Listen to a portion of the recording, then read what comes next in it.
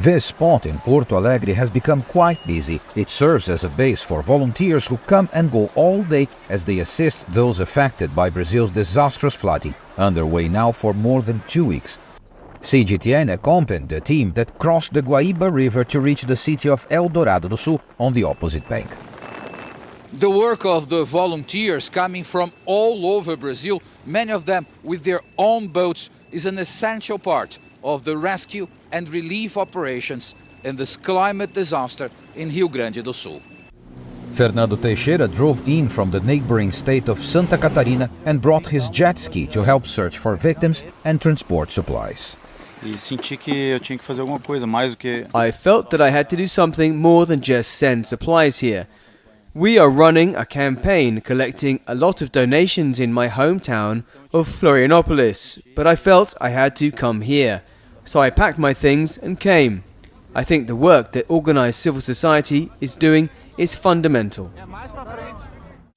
The city of Eldorado do Sul is among the worst hit by the flooding. The entire town is underwater. The population was advised to evacuate, and many were found and transported to safety by volunteer rescuers.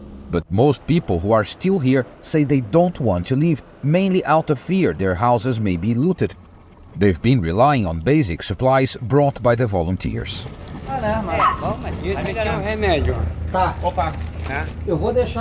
going to leave this water I have here for you. This afternoon I'm going to bring food and your medicine.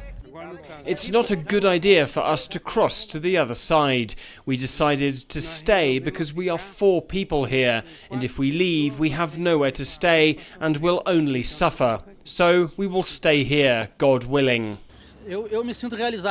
I feel fulfilled. I feel good when I get home and my 4-year-old daughter comes up to me and asks, "Daddy, how many people did you save today?" I don't have that number, and I don't count. In addition to helping people, volunteers have been rescuing thousands of animals, mostly pet dogs, also victims of the flooding. They are taken from affected areas to be cared for by volunteer veterinarians until they can be reunited with their owners or sent to shelters.